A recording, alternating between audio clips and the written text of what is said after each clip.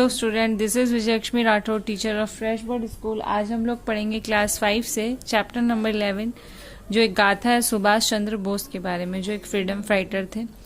कि वो कब हुए, उन्होंने कैसे पढ़ाई की, हमारे देश के लिए उन्होंने क्या क्या किया। आइए रीड करना स्टार्ट करते हैं। सुभाष चंद्र बोस भारत के स्वतंत्र कराने वाले एक अग्रणी नेता थे। वे नेताजी के नाम से प्रसिद्ध हुए। उन्होंने जो नारा दिया था वो था जय हिंद का नारा, जो बाद में हमारे राष्ट्र का नारा बन गया था। देश को स्वतंत्र कराने की लड़ाई के लिए देशवासियों को जागृत करने में उन्होंने एक नारा दिया था, तुम मुझे खून दो मैं तुम्हें आजादी का दूंगा। यह भी नारा उन्हीं का था। सुभाष चंद्र बोस का जन्म 23 जनवरी 1897 में उड़ीसा में हुआ था, जो अब ओडिशा है। कटक शहर में जन्मे थे। उनके पिताजी का नाम जानकीनाथ बोस था और उनकी माता का नाम श्रीमती प्रभावती बोस था। उनके पिताजी उस समय वकील थे और सरकारी वकील के रूप में उनको उस समय कार्य भी किया।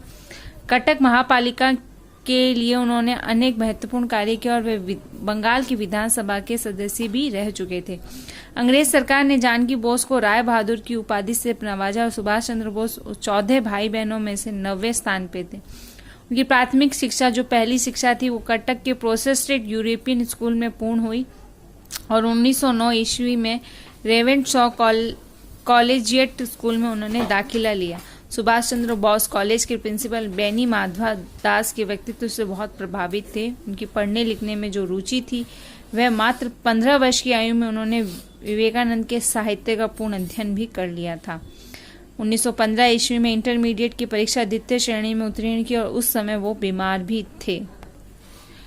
1916 में सुभाष चंद्र बोस ने दर्शन शास्त्र में बीए ऑनर्स में की और उन्हीं दिनों किसी बात पर प्रेसिडेंसी कॉलेज के अध्यापकों और छात्रों के बीच झगड़ा हुआ। छात्रों का नेतृत्व करने के बाद उन्हें प्रेसिडेंसी कॉलेज में 1 साल के लिए निकाल दिया गया और परीक्षा देने में भी प्रतिबंध मतलब सस्पेंड कर दिया गया और प्रतिबंध लगा दिया। सुभाष चंद्र बोस की इच्छा सेना में भर्ती होकर जंग लड़ने की थी, इसलिए उन्होंने बंगाल के रेजिमेंट 39 बटालियन में भर्ती होने के लिए परीक्षा दी, किंतु उन्हें सेना के लिए अयोग्य घोषित कर दिया गया, जिसका कारण था उनकी कमजोर आंखें। मतलब उनको सेना में भर्ती नहीं लिया गया आर्मी में, क्योंकि उनकी आंखें कमजोर थी। पिता के दबाव के कारण उन्होंने स्कॉटिंग चर्च कॉलेज में प्रवेश लिया और उनका मन में सेना को ही जाने को कह रहा था। खाली समय का उपयोग उन्होंने टेरिटोरियल आर्मी की परीक्षा दी और फोर्ट विलियम सेनालय में बख्तो रंग रूट प्रवेश पाने में सफल हुए। सुभाष चंद्र बोस ने खूब मन लगाकर पढ़ाई की और 1900 ईस्वी में प्रथम श्रेणी में बीए ऑनर्स की परीक्षा उन्होंने उत्तीर्ण की।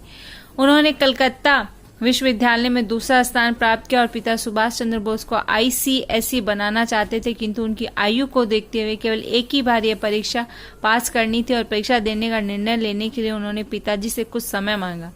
सुभाष चंद्र बोस 15 सितंबर 1919 को इंग्लैंड चले गए। 1920 में उन्होंने आईसीएसई की परीक्षा वरीयता सूची में 4था स्थान प्राप्त किया। सुभाष चंद्र बोस जानते कि आईसीएसई बनकर उन्होंने अंग्रेजों की गुलामी करनी होगी और वह ऐसा नहीं करना चाहते थे।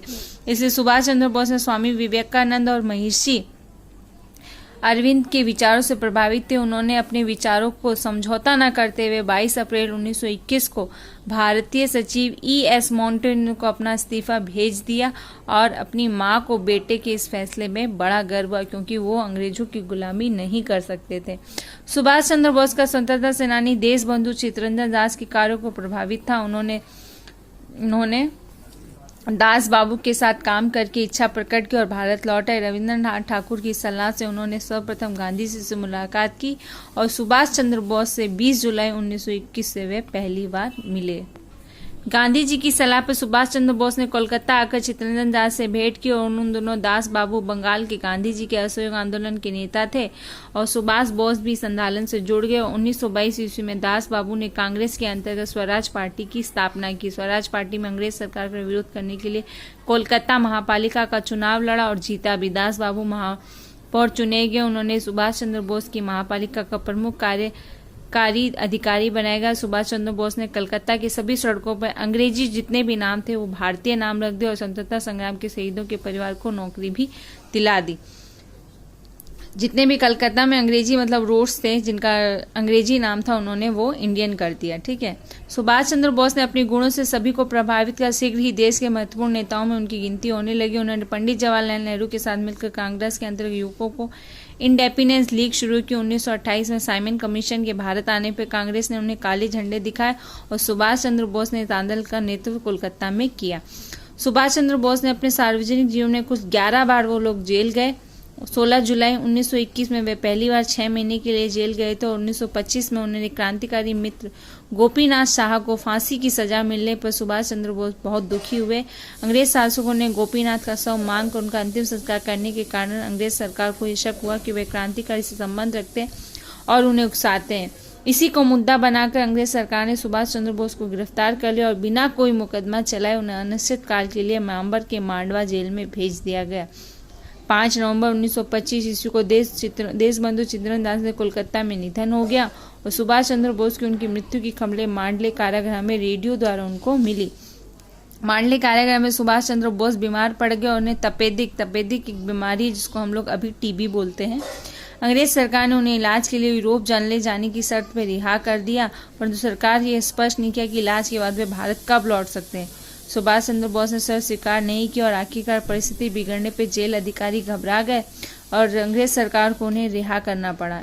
वे इलाज के लिए डलहौजी चले गए। 1930 में कारावास के दौरान वे कोलकाता के महापौर चुने गए। उन्होंने एमिली चेकल नामक ऑस्ट्रेलियन महिला जो 1942 में प्रेम विवाह किया और उनकी एक पुत्री नाम था जिनका नाम अनीता बोस है। सुभाष चंद्र बोस ने जर्मनी में भारतीय स्वतंत्रता संगठन की स्थापना की और जर्मनी के नेताओं से उनके संबंध बहुत अच्छे थे। अपनी लड़ाई उन्होंने जापान सहयोग से किया। इन्होंने आगे चलकर रास बिहारी बोस द्वारा गठित आजाद हिंद फौज की बागडोर भी संभाली। सुभाष चंद्र बोस को 1938 ईस्वी में कांग्रेस के 91वें अधिवेशन का अध्यक्ष चुना गया और उन्हें अध्यक्ष भाषण की सबने प्रशंसा की। भारत को स्वतंत्र कराने में सुभाष चंद्र बोस और उनके आजाद हिंद फौज की महत्वपूर्ण भूमिका रही है। सुभाष चंद्र बोस अपने देश प्रेम और वीरता के कारण आज भी हर भारतवासी के दिल में जीवित है। सुभाष चंद्र बोस की कहानी से हमें यही शिक्षा मिलती है कि हमारे मन में अपने देश के प्रति हमेशा प्रेम भाव आदर होना चाहिए। जैसे